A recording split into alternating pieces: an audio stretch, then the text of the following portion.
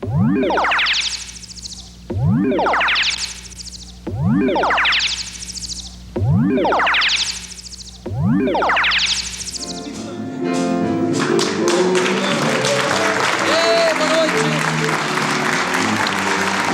Obrigado. Estamos aqui começando mais um Jô Soares 11h30. Você está sentindo as coisas assim meio paradas? Está cheio de política, fica se coçando quando escuta falar em inflação. E como não é torcedor do Botafogo, foge de tudo que é conversa sobre futebol? Acelera, rapaz, e reflita. Nem tudo está perdido. Ainda temos nossos campeões. Hoje, aqui, é a vez do campeão Ayrton Senna. Ele vai falar de sexo, drogas e rock and roll, e de quebra vai dar dicas de como se faz uma ultrapassagem a 300 km por hora. E, além disso, ainda tem tempo para namorar a Xuxa. Quer mais, não? Quer melhor? Hein? Então, espera pelo som do Vitor Biglione, esse argentino que usa sua guitarra para acompanhar 9 entre 10 estrelas da música popular brasileira. Vamos, rapaz, não fica aí parado, não. Fecha as portas e janelas, puxa o cobertor, coloque-se na posição mais confortável. Vamos dar a partida em 2 minutos. Até já.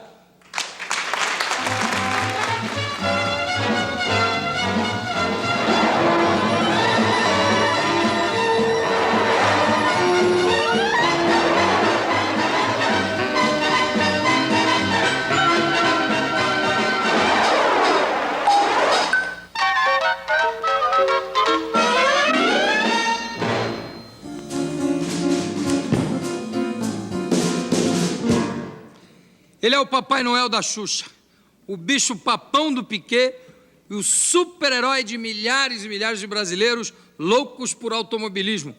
Ou não. Na hora que ele corre, está todo mundo lá vidrado assistindo. Acelera, Ayrton! Ayrton Senna.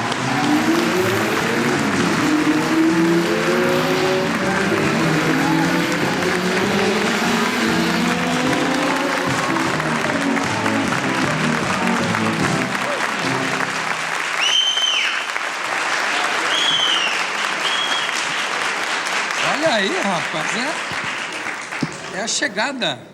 O ruído que vocês ouviram não era do carro dele, é o do carro do Alan Prost, que está 2 voltas atrás ainda, tentando estacionar. Demorou mais vezes. Você sabe que há 1 ano a Rita já tinha ido à sua casa convidar você para uma entrevista, você estava viajando, estava fora, está sabendo disso, aí? Bom, viajando, eu vivo viajando, né? Eu vivo de uma mala em hotéis, aeroportos, e pistas e carrinhos de corrida, né? Então, o que eu mais gosto é ficar em casa, mas é o que menos tenho chance, é justamente disso. Mas não sabia, não. A gente, lógico, tem contato com vocês, não com você direto, né? Hoje é a primeira vez que eu estou falando com você pessoalmente. E já sabia da vontade de vir aqui, mas é realmente difícil a gente encontrar um tempinho que esteja livre, esteja em casa, com a cabeça no lugar para vir aqui no programa. É porque você fica... hoje em dia... mais 90% do tempo você está viajando, né, ou não? O período que eu mais fico no Brasil é dezembro, janeiro, fevereiro, que é quando não tem corridas e também poucos treinos. Mas a partir dali a gente fica viajando entre corridas e treinos. Mas mesmo assim, dezembro, janeiro, fevereiro, não tem vezes que você tem que testar carro, exato, tem que sair... mas é como eu disse, não tem corridas e tem menos treinos. Mesmo assim, eu tenho que fazer viagens, inclusive até o Japão.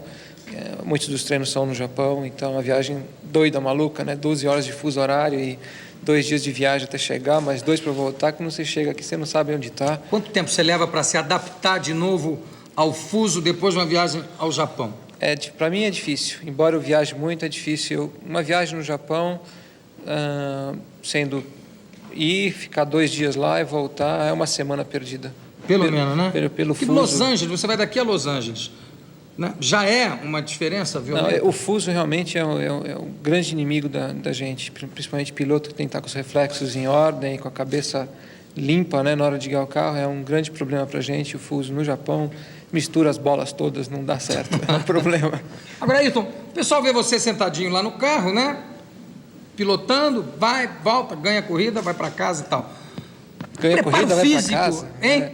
Pois é, não, acabou, tá, pega fácil, o carro. moleza.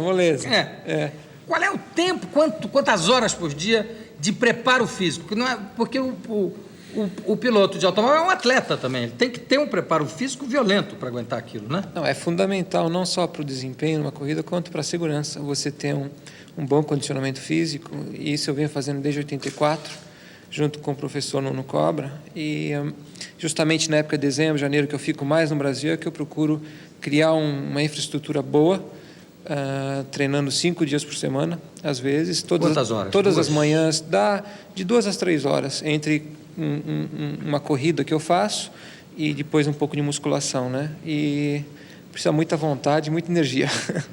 Mas é fundamental para manter um bom ritmo durante um grande prêmio que vai até 2 horas de corrida, você ter uma condição muito boa física e cabeça mental, também. Cuca, né? Cabeça no lugar. Muitas vezes o físico está bom e a cabeça está atrapalhada, está tudo errado. Nigel Mansell, por exemplo, tem um físico bom, mas a cabeça não é muito no lugar, não é não?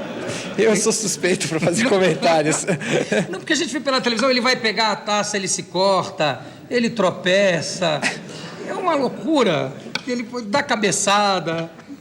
Mas tem muito artista também na Fórmula 1, não é só aqui não. Não, só aqui não. Aqui também tem muito corredor, você não faz ideia. Agora, Ayrton, por exemplo, vamos falar de algumas coisas assim que a gente vê, e a curiosidade minha até, né? Aquela chuva que caiu violenta na última corrida, você parou para trocar pneu, e de repente a gente via que a chuva era uma cortina violenta de água. Como é que o piloto consegue enxergar através daquilo? Não enxerga.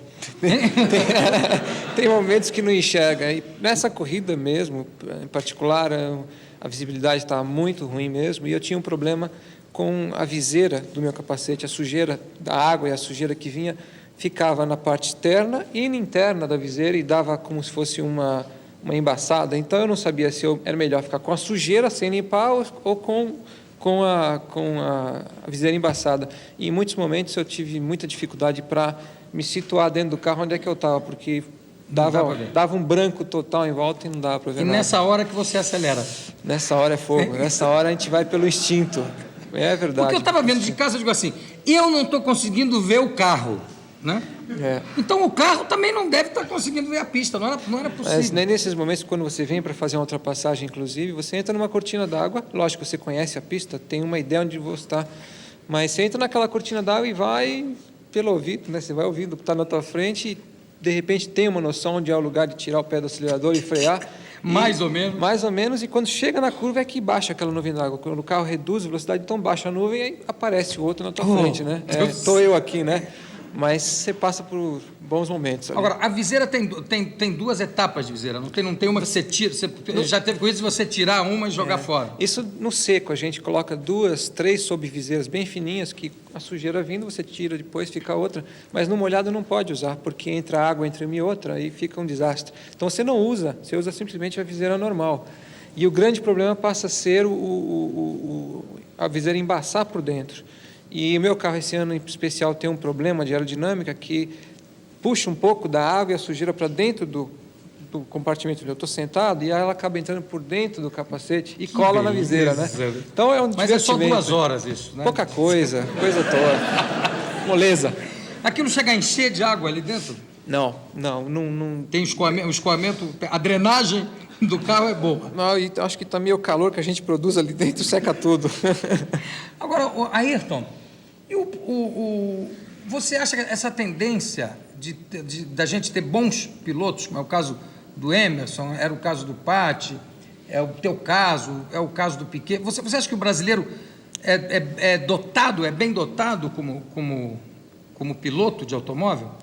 Não tem uma resposta clara para dar a entender uma indicação por que o brasileiro é tão bom no carro de corrida, né? Criou essa imagem. Eu apenas acho que a gente está longe da Europa, são 10, 12 mil quilômetros de distância. Quando o cara sai daqui e sai para longe, fica longe de amigo, família, sozinho, com uma mão na frente e outra atrás, que é a maioria assim, para viver num país diferente, supostamente Inglaterra, idioma, alimentação, o clima maravilhoso naquela ilha, né? Tudo diferente. E sozinho, para enfrentar um desconhecido, é porque está com muita vontade. Então tem aquela garra, aquela determinação e aquela vontade de vencer que os europeus naturalmente não tem, porque está tudo ali em volta deles, ao alcance fácil, e a gente tem que lutar muito para chegar lá. E acho que essa vontade extra, essa determinação é que acaba dando aquele algo mais, que traz a vitória. E primeiro, quer dizer, o piloto brasileiro já começa primeiro se esforçando para conseguir pilotar nas ruas da cidade brasileira, né? Que já é uma complicação. Uma parada. São Paulo e Rio, né? Os ingleses, principalmente da minha equipe, que vêm para o Rio, eles acham a coisa fora do comum, né? Guiar no Rio de Janeiro, no tráfico lá, eles ficam Tira o chapéu. Mas eles até gostam, eles adoram o Brasil, né? O estrangeiro em geral, eles adoram a caipirinha, o mar, a praia, o sol, o calor. Quer dizer, vagabundagem todo mundo adora mesmo. Isso aí não tem jeito. Vida boa, né? É? Vida boa. Eu encontrei um dono Eles de gostam restaurante. de sofrer, gostam de sofrer. Gostam de sofrer? Gostam de sofrer também. Encontrei um dono de restaurante na Alemanha que diz, brasileiro, vai voltar para o Brasil, vai vender isso aqui, vai voltar para o Brasil, que sente falta de uma coisa que só tem no Brasil. Eu falei, o que é a praia? Ele falou, não, esculhambação, aqui não tem. Aqui na Alemanha tudo muito certo. Não faz, não serve. Pois é. Eu tenho um amigo alemão que também é um executivo de uma grande indústria alemã e vive naqueles padrões, tudo certinho, arrumadinho.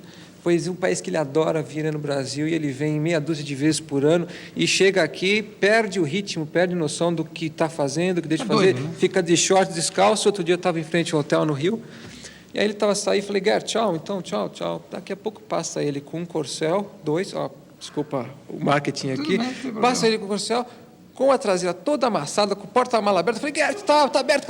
Defecto. Foi em frente, não tá nem aí. Numa boa. E é daqueles alemães que tudo perfeito, né? Então, aqui já está todo esculhambado. O pessoal vem aqui e solta a franga, né? Deixa correr. Amanhã casa com a mulata, se instala aqui, fica bebendo caipirinha na beira da praia. Adoram, né? E escuta, você começou a pilotar, a guiar carro com que idade, Ayrton? 7, é isso? É verdade? Não, guiar carro eu não me lembro, porque eu sentava no colo do meu pai, do Milton, e mandava ver, Mas que né? idade você tinha? Não, eu comecei a guiar kart com 4 anos de idade. Já andava? Você já andava? Eu andava. Meu pai fez um kart pequeno para mim com 4 anos de idade, tinha um HP, o motor tinha um cavalo só, e me levava num lugar fechado, nas Palmas do Tremembé, não muito longe daqui, e eu brincava lá todo domingo à tarde. Mas minha primeira corrida foi aos 13 anos. Mas na família já tinha gente vidrada em automobilismo? Nada. Eu fui o único louco até agora. E com 4 anos, por que te deu essa vontade de... Não me deu, foi meu pai que me colocou ali, eu nem sabia que era gente. Aí gostei da brincadeira. Quer dizer que o papai é que deu o presente? Foi. E daí eu gostei da brincadeira e fui em frente. Não parou mais. Cadê o Ayrton? Já estava... Eu tive o privilégio de fazer da minha brincadeira, do meu hobby, a minha profissão, né? E hoje me divirto, curto muito e ainda sou pago, né?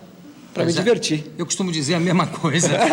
Que nem você, tamo junto. A gente faz o que gosta, não tem nada melhor. Só que eu acho que eu corro menos risco, mas também ganho menos dinheiro. Quer dizer, tudo é equilibrado. Tá ali. Ayrton, e aquela parada de motor a 3 voltas? Faltavam 3 voltas. Faltava. Você saltou, a tua cara estava louco da vida. Aquilo é pelo fato de você ter sido obrigado a forçar um pouco o carro, pelo fato de ter parado, trocado pneu, foi para 7º. Isso influi em alguma coisa ou não? Geralmente sim, mas não naquela corrida, porque foi uma corrida de chuva, então o motor é o menos exigido, porque a gente anda muito abaixo dos limites do motor. E foi realmente um defeito que aconteceu e me tirou 3 voltas do final. Não era para ser. Depois de tudo aquilo, daquela luta toda, não era para ser, mas pelo menos eu tive a oportunidade de lutar e de chegar até o fim, provar e mostrar para mim mesmo que eu era capaz de vencer em todas aquelas condições. E aquilo foi importante. Eu levei aquilo como fator positivo para me dar força para ir para a próxima, né? Porque se você deixar a coisa virar negativa, aí você perde inclusive a força de lutar e é uma luta constante. Perde o ímpeto, né? É importantíssimo a motivação, o ímpeto. Agora, o fato de vocês viverem ali juntos durante 9 meses por ano, né? Todos os pilotos juntos, isso não cria um desgaste muito grande no relacionamento, Ayrton? Que a gente escuta negócio de aí fofoca, que Piquet falou isso, e que aí porque o Piquet tem aquela voz de aerofólio mesmo, né? Ele tem aquela voz filtrada. Aí o Alain Prost falou, não, porque o Ayrton Senna, não sei o quê. Aí você disse, não, o Ayrton Senna tem mais é que calar a boca. Você acha que o fato de vocês conviverem competirem e conviverem durante 9 meses cria esse desgaste no relacionamento? Não, eu vejo um pouco diferente. A gente apenas se encontra e convive num ambiente de competição, que são aqueles 3, 4 dias de corrida, onde não é propício à amizade, porque cada um ali está para vencer. E é uma guerra realmente grande. Então, não existe o clima, o ambiente para você criar uma amizade. E fora dali, cada um mora em países diferentes, tem hobbies diferentes, tem gostos diferentes, e a gente não se cruza. Então, só vai encontrar novamente na próxima corrida, onde é um ambiente de muita tensão, muito estresse, muita cobrança. Então, isso é que não contribui para uma harmonia no clima entre as equipes, entre os pilotos. Os acidentes também não contribuem para isso, Ayrton? Você ter medo de ficar muito amigo de um cara que você sabe que pode se esborrachar numa corrida? Não, no meu caso, não. É realmente a falta de convívio e também a diferença enorme entre a cultura de cada um, a educação, o berço que cada um teve. Então, é uma mistura muito grande e o ambiente sendo não propício à amizade. Então, aí cria-se o antagonismo, cria-se aquela guerra fria e fala diz que diz e tudo isso. E também já é um prato para a própria imprensa, né? No mundo inteiro. Sobretudo a italiana, né? Adora, né? Fazer os casinos, né? Coisa. O Falcão, quando foi para a Itália, no dia que ele chegou, já disseram que ele era viado. Era uma coisa. Não é brincadeira. Você sabe disso. Eles falam, eles inventam. A seleção da Itália que ganhou a Copa diziam que o Paulo Rossi estava dormindo com um zagueiro. Eles romperam com a imprensa, você lembra disso? Eles romperam com a imprensa, porque é um horror. E chegou na estreia do Falcão no Roma, tinha uma parte da torcida com uma faixa que estava dizendo assim: Falcão, não faz mal se você for bicho, o que interessa é que faça gols. Estava lá. Bom, eu vou dar uma pausinha aqui, 1 segundo, e a gente continua já. 1 minutinho só, que estamos de Ayrton Senna.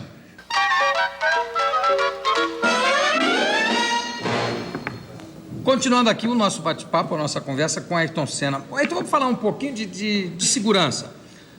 Eu acompanho corrida de Fórmula 1 desde moleque, quando estudava na Europa. Foi o auge da Mercedes, com o Fangio, com o Levesque, que depois morreu naquele acidente estúpido lá. E eu me lembro que a segurança era uma coisa até meio ridícula, né? Quer dizer, eu me lembro ainda antes disso, do tempo que o pessoal corria com aquela touca de couro, né? Era uma touquinha de couro, ia soltão dentro do carro. E hoje em dia você vê o carro se arrebentar, se espatifar e o piloto sair inteirinho ou chamuscado, como foi o caso aí do Berger. Esse tipo de segurança são vocês que começaram a impor? Como é que desenvolveu-se isso? É uma evolução constante da tecnologia aplicada nos carros de Fórmula 1. Então, a estrutura dos carros, onde a gente senta, o chassi que a gente chama, o monocoque, evoluiu demais. Os materiais que são aplicados, a forma da fabricação, fez dos carros muito rígidos, muito fortes, e com uma estrutura, inclusive, para absorver impacto, sobretudo frontal. E, além disso, as pistas, os autódromos foram sendo ajustados, modificados, novas áreas de escape foram criadas, maneiras de diminuir a velocidade do carro quando sai do asfalto antes de bater. E tudo isso foi contribuindo constantemente para uma maior segurança no caso de um acidente. Não só prever o acidente, mas também no caso do acidente... De não acontecer... Exatamente, de absorver o impacto. Exato. O negócio da saída, da retirada dos turbos da corrida, você acha que influiu em alguma coisa a nível de segurança? Eu, particularmente, sim. Eu acho que sim, porque... Você acha que melhorou? Nos turbos, a gente tinha também um perigo de um incêndio também muito grande. Porque o turbocompressor é uma peça, né, que funciona a 1000 graus de temperatura. E no impacto, existindo um vazamento de óleo ou combustível,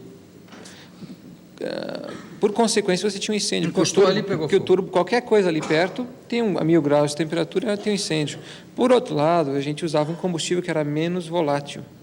E, atualmente, com a volta dos motores aspirados, a gente tirou o turbo da jogada, então não tem mais esse perigo. Mas os combustíveis foram modificados e não estão ainda, digamos, num ponto ideal em termos de performance, E eles, no momento, o combustível no momento é muito volátil. Então, O grande pavor do piloto de Fórmula 1, hoje em dia, é o incêndio ainda, né? eu acho que sim. É um grande perigo. medo, né? Você tendo um carro bom, que tem uma estrutura boa, no caso de um impacto, que não vai chegar nas tuas pernas ou qualquer coisa assim, o maior receio é realmente você ficar preso no carro e no caso de um incêndio. Você chega na curva a quantos quilômetros por hora? Bom, depende da curva. Em Monte Carlo tem aquela curva de 180 graus do Lowe, você faz a 50, 60 km por hora. Em compensação, a gente tem uma curva nessa próxima corrida agora em Paul Ricard, no final da grande reta, chama curva de Sins, uma curva de 90 graus, mas muito longa. A gente chega nela a 290, 300 e passa por ela a 270, sai dela a 260, então é muito veloz. E quantas mudanças por corrida? Eu já fiz a 2 horas conta, de corrida. eu já fiz a conta várias vezes em Monte Carlo, que é uma pista onde a gente mais usa o câmbio, chega a 2.500, 3.000 vezes. Então, 2.500, 3.000. então precisa ter um câmbio muito bem arrumadinho, uma alavanca de câmbio correta, luvas muito boas e uma pele já meio calejada para aguentar. Já tem calinho? Deixa eu ver aqui. Um pouquinho. Tem mesmo, tem mesmo. Para aguentar, porque você transpira, né, com a transpiração a pele amolece e com a vibração e tudo mais, o atrito acaba abrindo, né? Mas Agora, o carro, falar do Emerson agora que está lá, vitória em cima de vitória, esteve aqui, inclusive, no programa, dando uma entrevista simpaticíssima. O carro da Fórmula Indy, ele é mais agressivo, ele é mais violento que o da Fórmula 1, né? A nível de velocidade, etc. a Indy tem duas características. Ela faz corridas naqueles ovais, onde a velocidade é constante, não existe troca de marchas, nada. Vai, sai do box, troca as marchas, coloca na última delas, que é a sexta, e vai em sexta o tempo todo. Então, ali eles desenvolvem velocidade de 350 km por hora, até perto de 400. É muito veloz. E depois fazem corridas em pistas normais, como nós corremos. E até rua também, né? Rua também, como nós. E nessas pistas, eles são mais lentos, porque os carros deles são mais pesados, eles têm mais limitações no regulamento, então... Tem mais limitações. E como consequência, o carro, conjunto chassis, motor, pneus, freios, não é tão sofisticado quanto o carro de Fórmula 1. E a segurança? É igual? É boa, é muito boa, sobretudo porque, por eles terem um carro pesado, relativamente pesado, eles podem ter mais material no carro para torná-lo mais robusto. A Fórmula 1 tem um peso mínimo e todo mundo procura ficar perto do peso mínimo, que isso é performance, e isso faz com que muitas equipes que não têm estrutura técnica não construam um carro forte tecnicamente. Então, em alguns impactos, se machuca. Qual foi o maior sufoco que você já passou numa pista de corrida? Foram muitos, né? Mas o acidente mais grave que eu tive não foi de Fórmula 1, foi de kart, incrível que pareça. E foi em 80, 81. E foi um impacto totalmente inesperado, onde eu fiquei prensado entre uma tela de proteção e o kart. Me espremeu. E não foi no Fórmula 1, onde eu tive também vários acidentes, e graças a Deus nunca me machuquei. Meu santo é forte, né? O anjo da guarda é forte. Mas você está sempre passando por susto. A única diferença é que a gente acostuma. Então, mas você toma um susto, né? É constante. Você tem sempre a sensação do perigo, que inclusive é muito atraente. E sente aquele friozinho aqui, aquele frio que nós, comuns mortais, quando está no trânsito, o cara avança o sinal, você... E sobe aquele frio. Né? Olha, na Fórmula 1 também tem isso? Ou o piloto acaba dominando essa sensação de medo? É um desafio você dominar a sensação do medo e procurando sempre novos limites. Então, você faz uma curva a 250 km por hora ou a 300, você sabe que determinada curva você não tem área de escape, não tem área para erro, não tem margem para erro. Se você errar, o impacto é enorme. Então, aquele desafio de ir um pouquinho mais, ir mais forte, mais veloz e sentindo que o limite está perto e a sensação do perigo aumentando é muito atraente. E o desafio de você controlar essa sensação, de ter o domínio da situação, é um privilégio que eu acho que poucos têm, de passar por essa experiência. Ela é especial e é constante. Quando você guia no limite, quando você está vencendo, para vencer você tem que andar rápido, estar sempre ali. E para fazer uma pole position, você tem que estar sempre perto desses limites. E é uma coisa muito atraente, muito motivante. E tem só que manter a cabeça sempre fria para dominar e nunca ultrapassar demais esses limites, porque aí acaba se machucando, né? Você falou que é uma coisa muito atraente, fascinante, tem que manter a cabeça fria. Vamos falar da Xuxa, então, um pouquinho? Aí não dá para manter a cabeça fria, não dá para manter a cabeça fria. Aí a cabeça fria vai para o espaço. Só funciona o coração. Como é que começou o namoro, Ayrton? Como é que pintou? Bom, já se falou muita bobagem, né? Muita fofoca.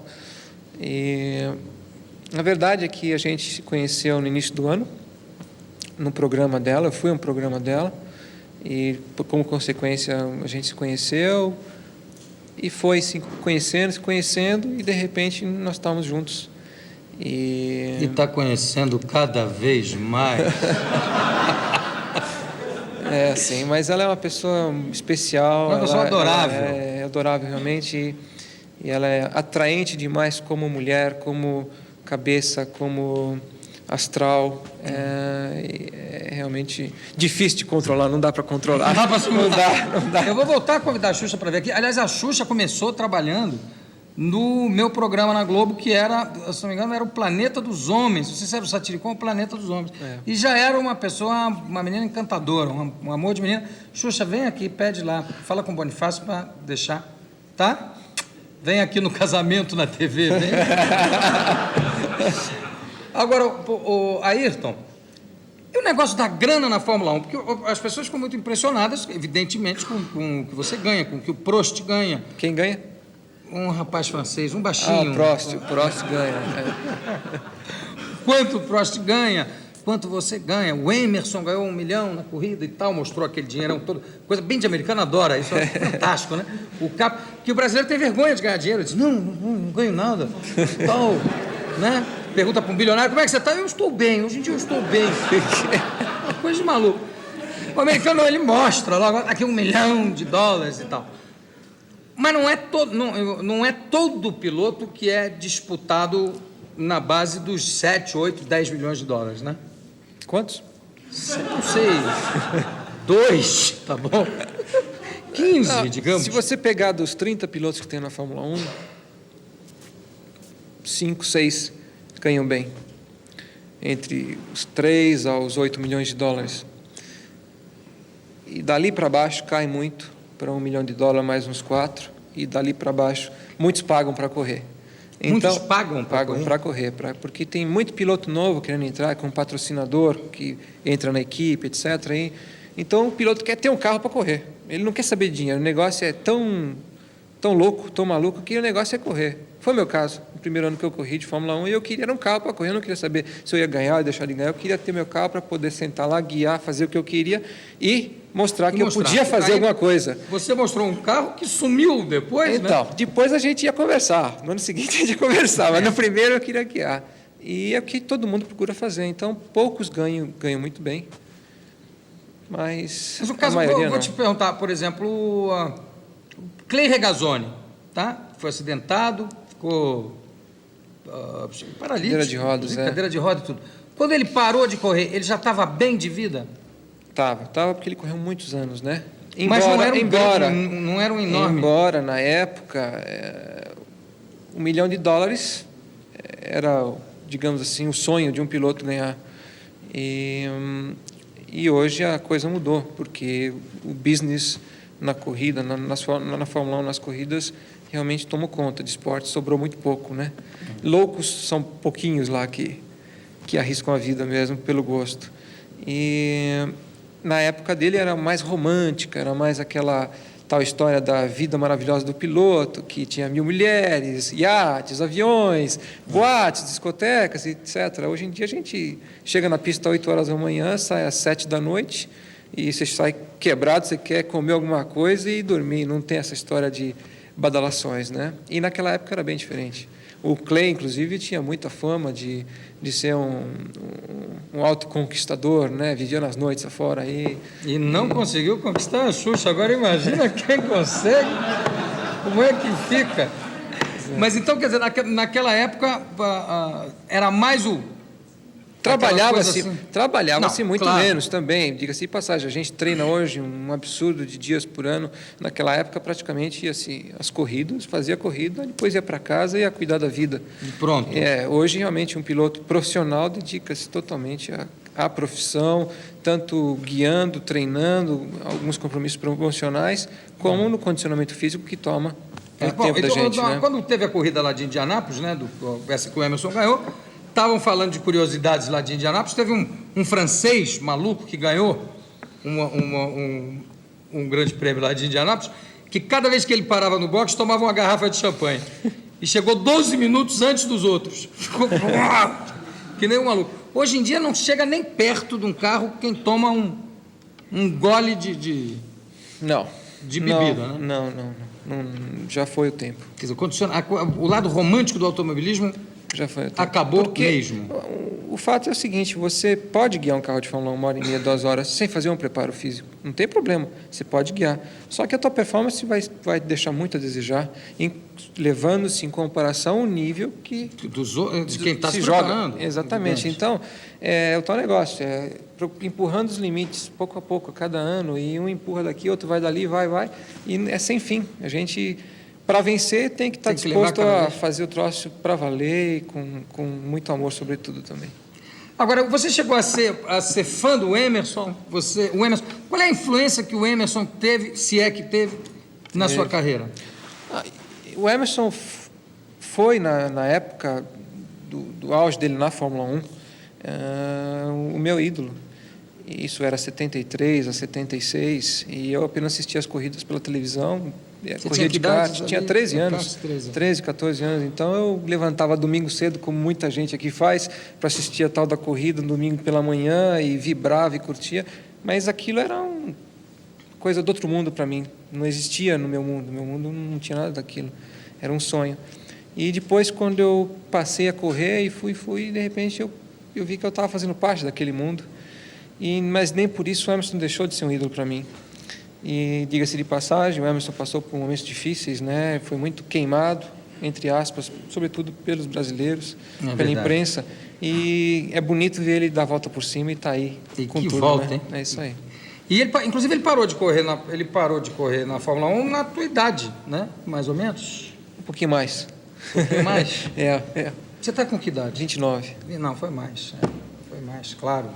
Eu é que estava misturando estação. Agora, falou-se em dinheiro da Fórmula 1 e nos fez uma comparação com o dinheiro lá, todo mostrado, esbanjado, da Fórmula Indy. Ganha-se mais? O piloto que é campeão na Fórmula Indy ganha mais do que um piloto que é campeão na Fórmula 1? Não. Primeiro time? Não. Não, né? Não, porque uma das razões, embora a Fórmula Indy esteja nos Estados Unidos, onde que não falta dinheiro para os americanos, a Fórmula 1 é mundial e a Fórmula Indy é mais um campeonato americano tentando crescer para ser mundial também. Então, a Fórmula 1 traz para os patrocinadores um retorno maior e, com isso, os investimentos são maiores. E, como consequência, o piloto também ganha um pouquinho mais, né? Sim. Um pouquinho a coisa. Mais ali, outra aqui e tal. E aquela câmera que vai no carro, Ayrton, aquilo... O que você acha daquilo? Aquela câmera que vai pendurada ali no carro? Ela é uma evolução no show, que aquilo é um show, é um espetáculo necessário para dar a quem está assistindo um pouco mais de emoção, sentir de dentro para fora, entendeu? E na Fórmula 1 ainda está caminhando. Porque na Fórmula Indy é muito superior. O espetáculo, né? Mas está crescendo na Fórmula 1 e os organizadores e quem é responsável pela evolução da Fórmula 1, a FOCA, reconhece isso e está lutando para trazer a câmera funcionando na maioria dos carros, constantemente em todos os grandes prêmios. Esse ano a gente tem apenas, a cada corrida, uma equipe com a câmera, ou seja, 2 carros de cada equipe pode usar numa corrida. E elas vão se revezando, são 8 equipes durante as 16 provas do ano. E no ano que vem... Você vai usar a câmera também? A gente vai usar mais para o segundo semestre, vai ser Japão e, acho, Espanha, que vai usar uma McLaren. Companheiro de equipe que usava. O Nakajima, né? O Nakajima, mas só pegava a corrida de trás. Vocês vê todo mundo na frente e o Nakajima... Pois é. Vocês não têm medo de pegar japonês guiando naquela pista, não? Não, porque não tem farol de trânsito. Se tivesse sinal ali, era uma coisa terrível. No volante é meio perigoso, mas para fazer motor eles são... Para fazer motor é... Eles são uma parada. Mas no volante é meio... O negócio do olhinho fechado influi mesmo em alguma coisa? Eu acho que deve influir, né? Eu não sei. Alguma coisa acontece, eu não sei o quê. Ayrton Senna, muito obrigado pela tua presença e pela tua entrevista. E daqui a pouco a gente volta.